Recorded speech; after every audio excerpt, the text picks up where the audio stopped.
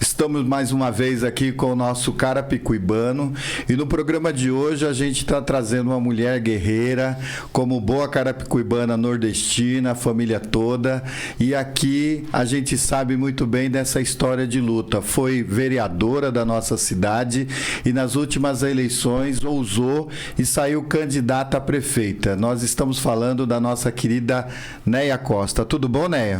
Olá, Alexandre, tudo bem? Eu estou muito feliz de estar aqui hoje, né? Fazendo parte desse quadro, esse quadro maravilhoso que você tem feito aí. Para mim é uma honra estar aqui hoje.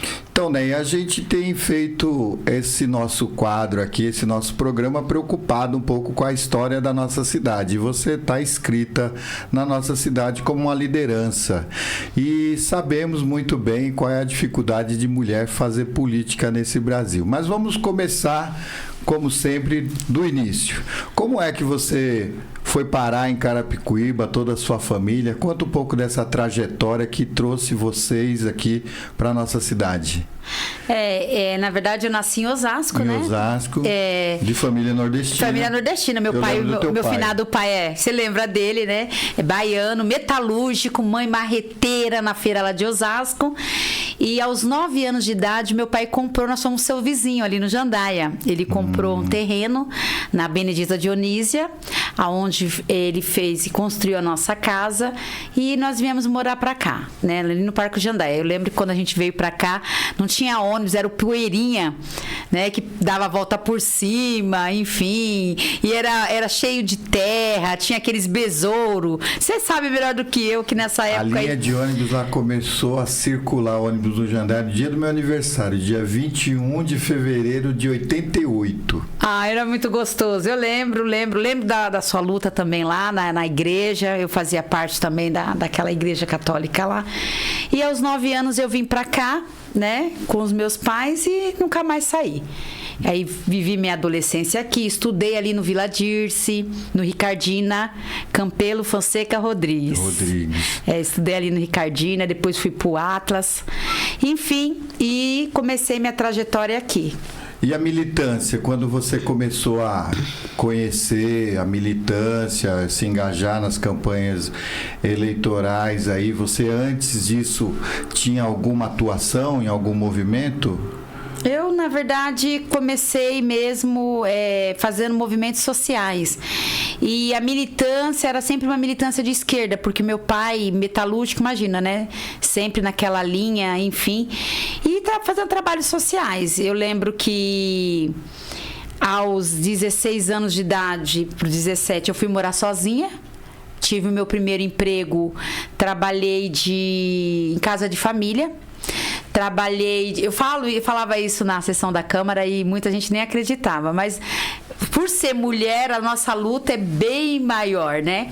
Então, já trabalhei em casa de família, trabalhei de cozinheira, já trabalhei de saladeira e me formei cabeleireira aos 16 anos na Ledos. Na Ledos. E foi vereador, né? Que legal, né? Na Ledos.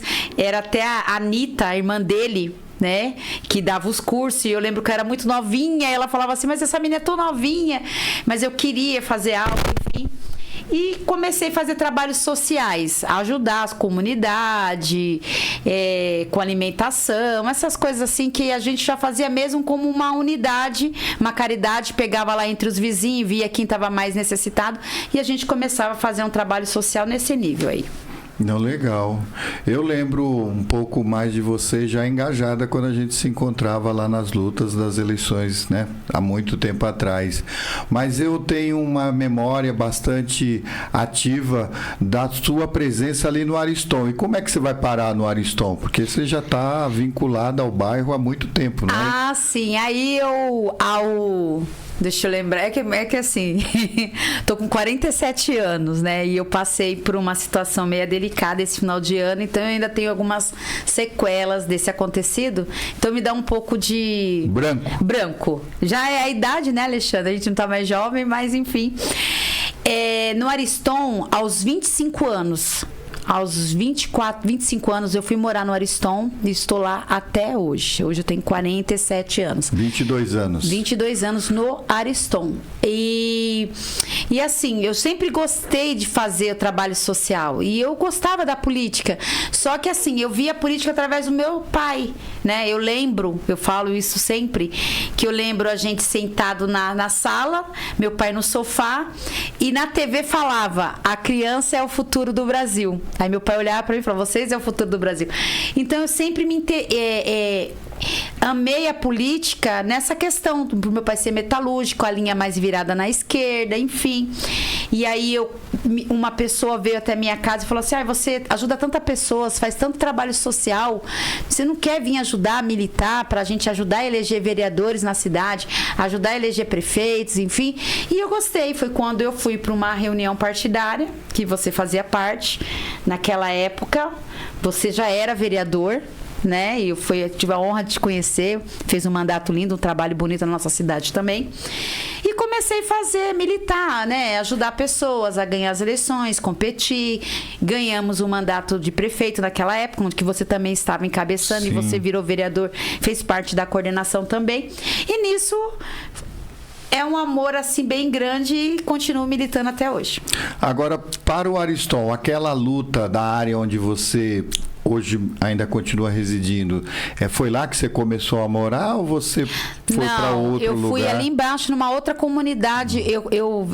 Do Jandaia, eu fui morar de aluguel, trabalhei em casa de família, enfim. E aí eu fui morar ali no Moraes. Na comunidade do Moraes, que é Finado Moraes. É uma comunidade que tem lá embaixo. Você desce o Noronha. Ah, sei. É aquela comunidade lá. Sei onde é. Próximo de um córrego lá. Isso, tinha um córrego. Ainda tem, né? Mas não é tão grande, mas enfim. E eu fui pra lá. Eu lembro que eu tinha um Fusquinha e uma pessoa tava vendendo terreno e eu dei o meu Fusquinha e fiz um barracão pra mim, um barraco de 3 cômodos, aonde eu comecei lá com os meus filhos trabalhar. Eu digo Ariston porque eu sempre acho, de fato o Ariston é uma região muito importante e do ponto de vista do eleitorado é o segundo maior colégio eleitoral se a gente dividir a cidade em quatro grandes macros regiões, né? Então, e historicamente, a minha opinião, né? Sempre achei que são poucos os representantes ali daquela região, né? Então, você e a Cida são as 2 vereadoras históricas que saíram daquela região, mas nunca teve. Hoje até que tem muito, né? Quantos vereadores atualmente são do Ariston? Agora tem um monte. Choveu. Né? Depois, quando chegar na segunda parte, vai falar sobre isso. Né? Porque depois que eu tive que agora são 3 vereadores, né? Então, vereadores eleitos lá, 1, 2, 3, são 3. Porque 3 quem lá. sempre teve muito mandato lá foi o Serginho, né? Serginho, mas não conseguiu. Não conseguiu dessa vez. Mas eu também considero ele como vereador, então conto 4 com ele, né? Porque ele também tem um trabalho, tem força. E eu tenho, Alexandre, indiferente de qualquer coisa, uma coisa dentro de mim. Eu não sei se é porque sempre foi do movimento do trabalho, defender trabalhador, mas a classe que a gente milita, a gente defende. Então, indiferente se é amanhã meu adversário ou meu concorrente, eu respeito, porque eu respeito pela história. Então, o Serginho tem uma história lá, então eu respeito ele. Nós temos lá a Filó, que foi da época da Guerreira, foi candidata, né, pelo PT, vereadora, teve bastante voto. Nós temos a Jéssica Modas, que foi a mulher mais bem votada no PT, na época que eu militava lá. Então, quer dizer assim, eu tive espelhos, né? Eu tive pessoas que estavam lá trabalhando, teve o mandato seu, o mandato de outros companheiros que estavam na época. Então, isso também me estimulou a vir candidata também para lutar pelos mesmos objetivos de todos. E dentro da oportunidade da militância que nós vivíamos, teve a história, sim, né? De um presidente nordestino, de um presidente que não tinha estudo e conseguiu. E porque eu, mulher, né? Periférica, vamos bem dizer, da periferia. Com certeza. Da periferia também não poderia. Uma mulher que trabalhou em casa de família, que catei latinha, na rua pra dar leite para um filho meu. Então, eu me inspirei dentro dessa militância, dentro das pessoas que lá estavam e vim candidata também. Agora, nessa sua experiência política aí, antes de mandato, acho que a gente pode até antecipar um pouco, eu acho que vale a pena destacar uma experiência muito bem sucedida, não só em Carapicuíba, como até referência nacional, que eu lembro quando você, junto com o Kennedy, criou aquele grupo lá da militância ativa, que era um grupo bastante forte, que até hoje ainda tem um pouco de referência, de vida, né? Conta como é que foi esse movimento. O núcleo da militância ativa, então, foi tudo inspirado para ajudar os mandatos, para ajudar o governo e para ajudar a política na cidade. Nós montamos um núcleo chamado Militância Ativa, né? Em que nós íamos nas comunidades, fazia cadastro, nós fazia cadastro da família para saber se os filhos estavam na escola, para poder encaminhar essas pessoas de baixa renda, para poder encaminhar para o Bolsa Família, essas pessoas que estavam em estado de vulnerabilidade, passando necessidade, para encaminhar para o CRAS. Então, o nosso núcleo, nessa época, ele, junto com o meu amigo Kennedy, que com certeza ele vai assistir, um grande beijo, Kennedy, para você, que não está aqui, né, em São Paulo, mas está lá na terra dele. A gente tínhamos 100 pessoas voluntárias, Alexandre. 100 pessoas, 100 pessoas eu lembro. Voluntárias, gente. É coisa, assim, sobrenatural, é porque tem trabalho e tem vontade mesmo.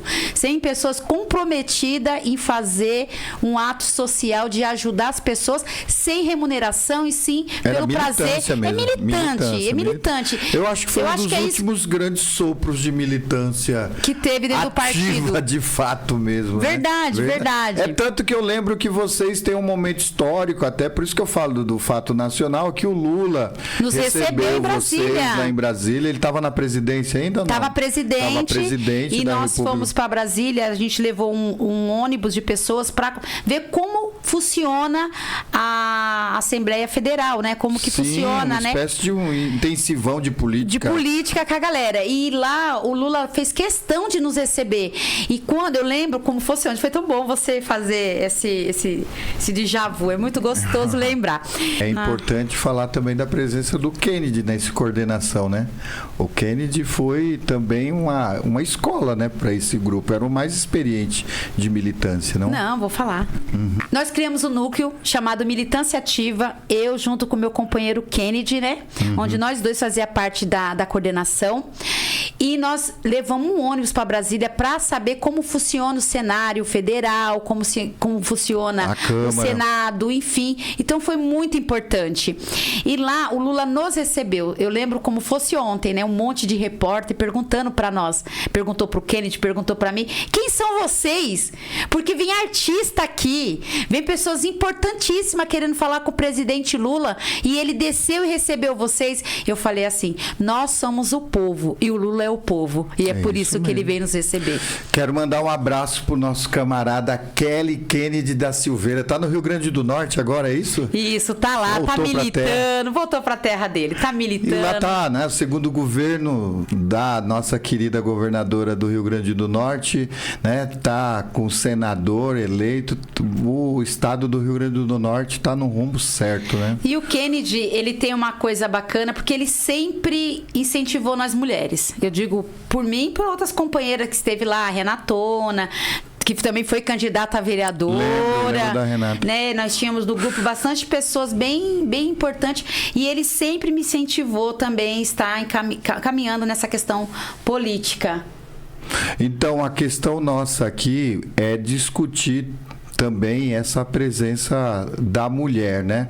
Então, dentro desse nosso entendimento da militância ativa, o que nós temos hoje de pessoas que continuam participando ainda? Deu a dispersada geral, a mulherada, a Renata, nunca mais vi falar dela na ativa. Como é que a gente... É porque, na verdade, assim, porque... Cada um com o tempo foi seguindo o seu rumo, né? Começando os seus projetos. A Renata também veio candidata, não teve muito sucesso. E muitas mulheres, eu não digo só pela Renata, eu digo por mim também e outras mulheres que eu conheço, na caminhada elas se frustram. né? E aí elas se paralisam.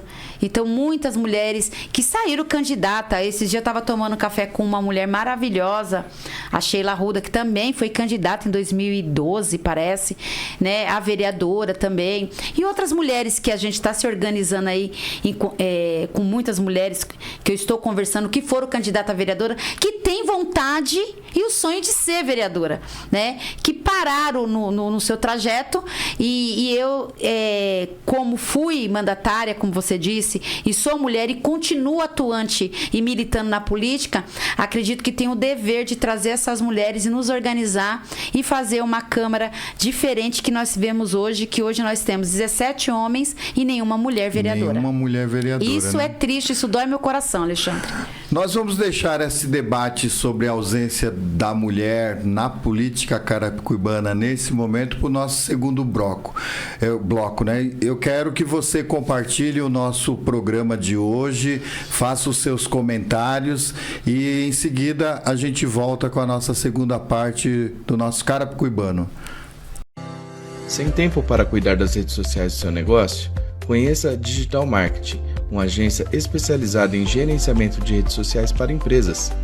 Digital Marketing, cuidando da sua imagem digital.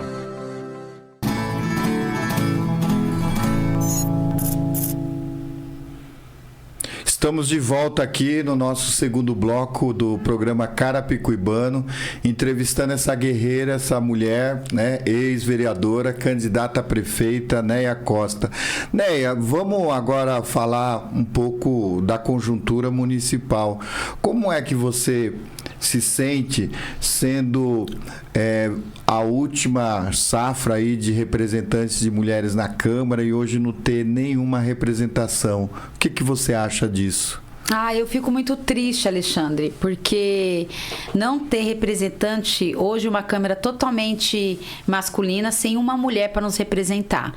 É frustrante para mim, porque quando eu vim em 2020 prefeita, eu não vim na reeleição, né? Então eu vim candidata a prefeita. Eu achei que pelo menos umas 2 ou 3 mulheres estariam ali de volta, mas infelizmente não tivemos êxito, não obtemos esse sucesso. E hoje nós mulheres sofremos por conta disso. Mulheres que é atuante, mulheres que é da política, mulheres que estão sempre aí construindo algo, fazendo um movimento acontecer na cidade, fica triste por conta disso.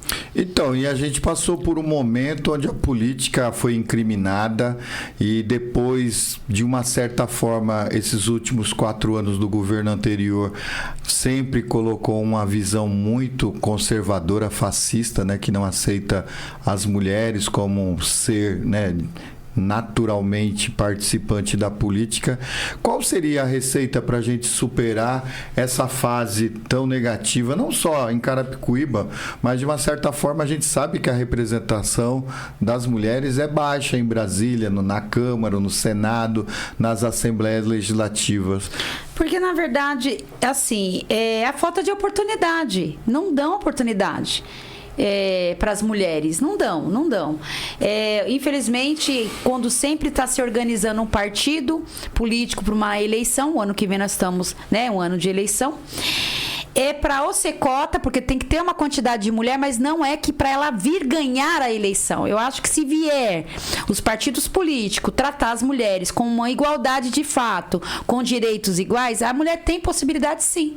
Porque a mesma possibilidade que der para um candidato homem, der para mim que sou mulher, eu tenho chance de chegar. E eu provo isso porque eu cheguei em 2016. Eu cheguei em 2016 sem dinheiro. Mas eu cheguei com a oportunidade de igualdade, entendeu? O que os outros tinham, eu também tinha. Se ele tinha X materiais, eu tinha X materiais. Eu tinha fôlego para caminhar também. E eu acho que se nós trabalharmos e respeitarmos as mulheres que estão atuantes, que querem vir para a política, eu acho que elas têm sim, conseguem chegar. Aí fica numa política dizendo assim, mulher não vota em mulher, mulher não ajuda a mulher. Isso aí é mentira. A gente tem que parar com essa mistificação. Sabe? Parar de alimentar isso. Mulher vota em mulher, sim. Tanto é que quando eu fui candidata a prefeita, eu tive quase 6 mil votos. Muitas mulheres votaram em mim, sim. Quando eu virei vereadora na cidade...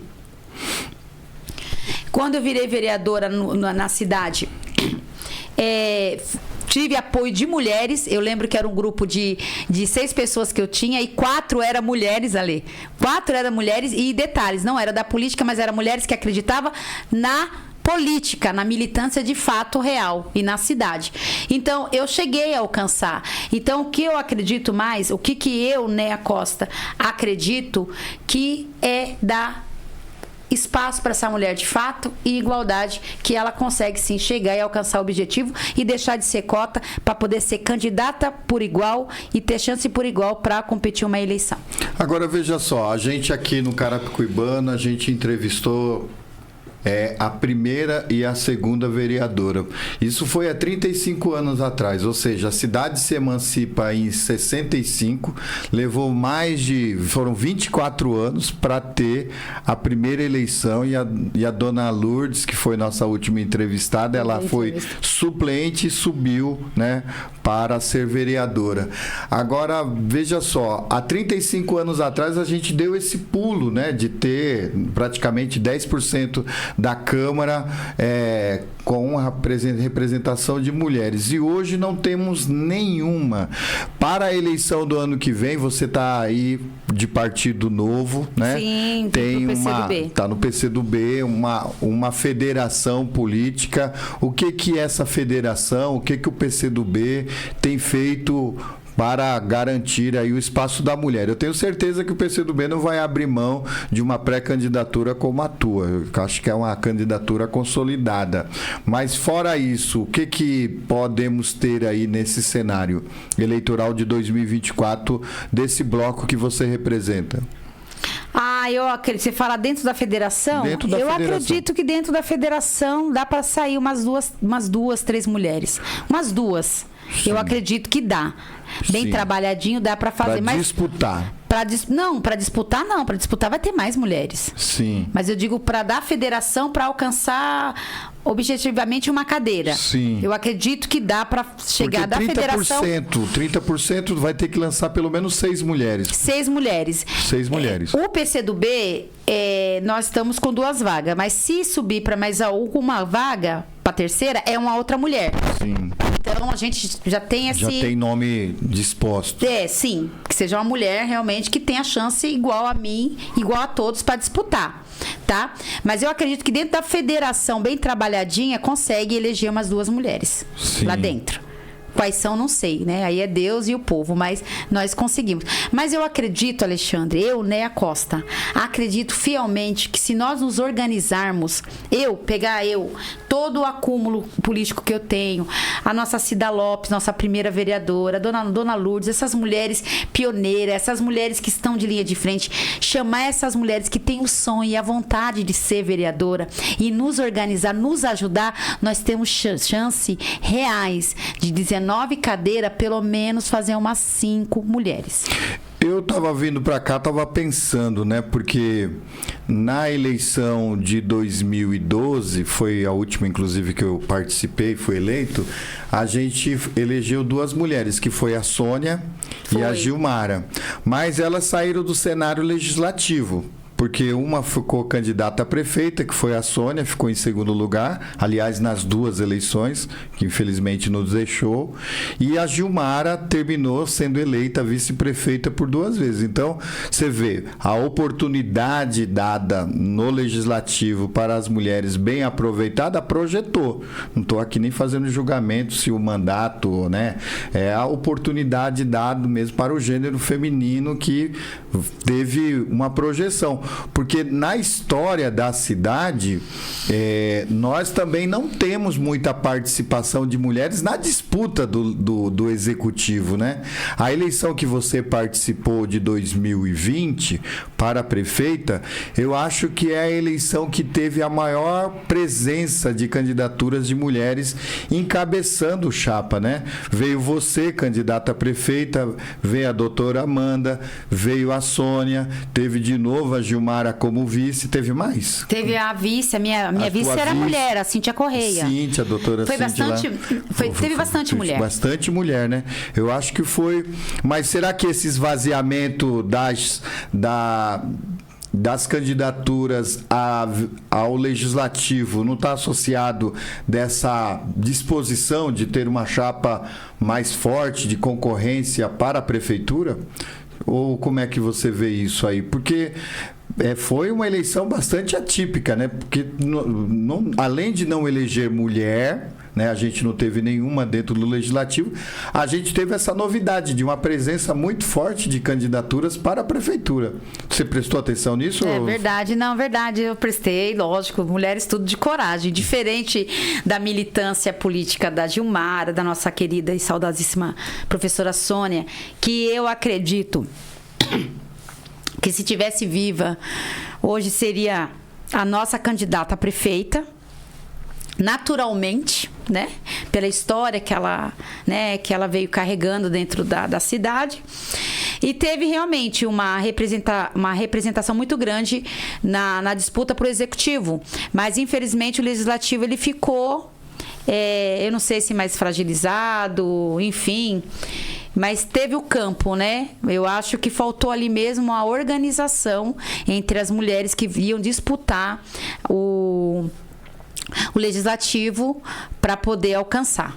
E aí ficou essa brecha aí muito grande que acabou não elegendo nenhuma mulher, né? E a Sônia ficou em segundo lugar, né?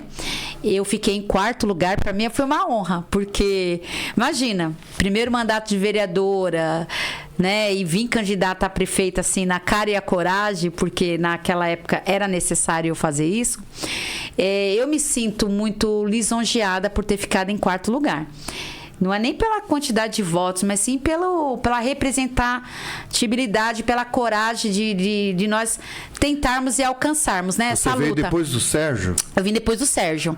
Primeiro foi o gestor. Quantos por cento que ele teve e você? Qual é a diferença? Você lembra aproximadamente? Eu não lembro. Eu sei Mas era coisa de 2%, né? Eu não lembro. Eu não sei, acho que o Sérgio teve 19 mil, não foi? Ou 16 mil votos. Eu penso só em porcentagem. Você teve quantos? Eu tive quase 6. Eu fiquei em quarto. Em quarto. Né? Eu fiquei em quarto. E eu não lembro se quinto ficou a doutora Amanda. Também aí. Ela ficou, aí depois, enfim. Mas foi muito bacana. Foi uma experiência nova, diferente, né? Que uma coisa assim muito diferente. Mas eu acredito que faltou organização. Das mulheres mesmo, da gente se organizar enquanto mulheres, montar um partido, não a gente montar um partido político. Mas tem o Partido da Mulher Brasileira, não sei se ele terminou, teve muita fusão, né? Essas federações, a gente fala muito da federação aí PT, PCdoB e PV, mas houve inclusive no campo conservador, né? O PSL lá do Bolsonaro fez uma federação aí com vários outros partidos. No final, na ativa mesmo, juntando, nós temos hoje 16 partidos federados em blocos, né? Então, não sei se o Partido da Mulher Brasileira continua sozinho ou se federalizou. Acredito que se federalizou, porque hoje, na lógica da legislação eleitoral, você sem representação na Câmara dos Deputados não significa ser mais nada. Verdade. Mas eu acredito que não precisa nem ter um partido para nós mulheres ir se candidatar. Eu também acho. Eu acredito, por exemplo, você está no PSB, sim, né? Organizar lá quais são as mulheres que têm chance, ajudar elas, fortalecer elas, entendeu? E nisso, a experiência que você tem, a experiência que eu tenho, a experiência que outros têm, ajudar elas mesmas, fortalecendo cada elas nas lutas delas, nas bandeiras delas, para que ela possa alcançar, sim, e ser representante de fato na Câmara Municipal. Então vamos colocar um pouquinho de... Pode colocar. Polêmica na bagaça botar aqui ou não? Pode. Como é que vai ser? Você que está falando aí, que teve essa experiência, a federação que você representa está junto, não vai colocar uma mulher para disputar as eleições ou vai aceitar, já está definido, é o Sérgio mesmo, pronto, acabou? Não, na verdade lá não é assim, não é bagunçado, a gente não tá no país. Como é que é? Fulano, esse crânio. Não, Sérgio Ribeiro é do PT, foi prefeito da cidade, tem a história dele, tem todo o meu respeito, meu carinho também, né? Mas sobre colocar uma mulher, essa discussão ainda está sendo feita, ainda está sendo falado, está sendo conversado. Não é... porque você está querendo saber se eu posso vir candidata a prefeita? Não, eu até acredito que você está com a cabeça de querer querer voltar para a Câmara Municipal. Você tem acúmulo para isso. Né? A aventura de candidatura ao Executivo, acredito eu, e eu te conheço bastante, sem estrutura é uma aventura, né? Foi uma aventura, né? Foi uma aventura. Mas assim, lá, assim, nós temos o Sérgio, né, que é do PT, nós temos lá o Piaulino, que é do PV, nós temos lá o PCdoB. A gente estamos discutindo ainda. Ninguém disse que fulano é o candidato a prefeito, cicrano não é.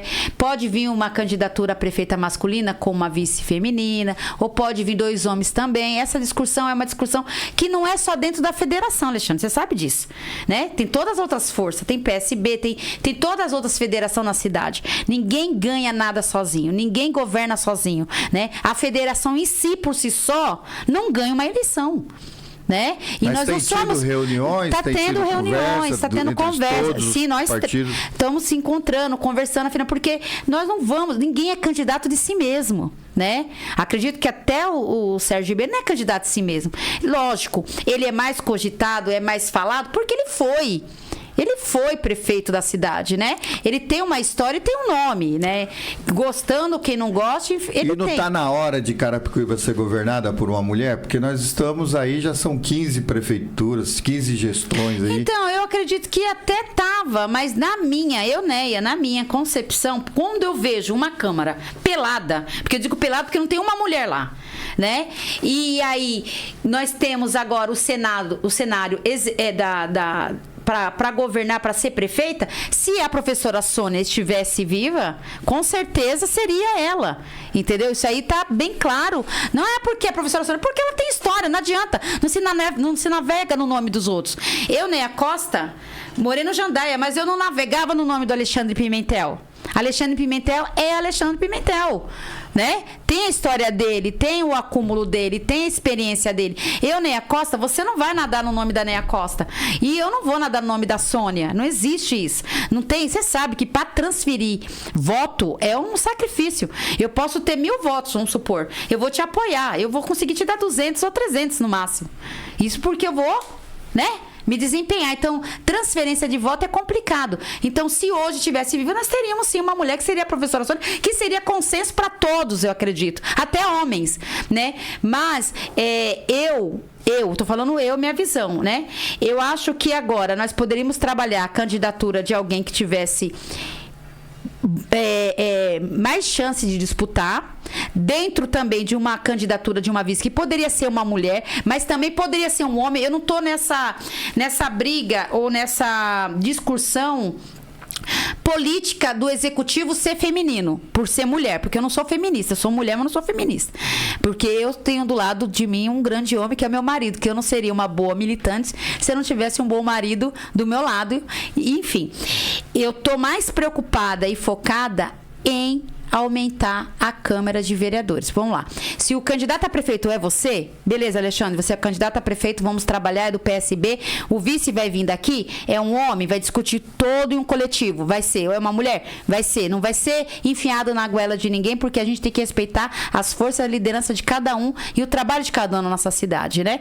Então, vai ser você? Tá. Mas o que você, enquanto prefeito dessa cidade ou quanto vice dessa cidade, vai nos ajudar a nós mulheres, a todas as mulheres, não é só a Neia Costa, todas as federações, todas as candidaturas femininas a alcançar o legislativo.